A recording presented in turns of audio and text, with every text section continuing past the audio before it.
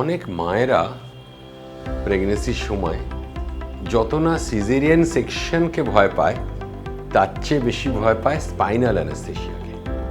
Spinal অ্যানেস্থেশিয়াতে spinal কর্ডের পাশে অবশ করার ইঞ্জেকশন দেওয়া হয় এবং কোমরের নিচ থেকে অবশ হয়ে যায়, সিজারিয়ান সেকশনের সময় অজ্ঞান হতে হয় না।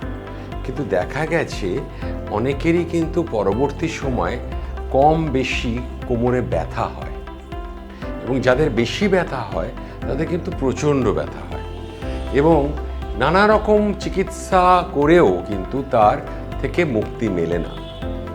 এই স্পাইনাল অ্যানেস্থেশিয়াতে অনেক মায়েরাই কিন্তু খুব ভীত সিজারিয়ান সেকশন অপারেশনের কষ্টের চেয়েও।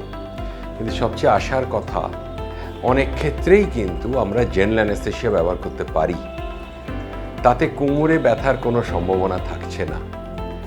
অবশ্যই বাচ্চা এবং মায়ের সেফটি প্রিকশন মেনেই এটা করতে হবে, কিন্তু তাহলে এই ডেলিভারির পর একটা প্রলংড বহু বছর ধরে একটা কোমরে ব্যথা এই সব থেকে কিন্তু মুক্তি পাওয়া যাবে।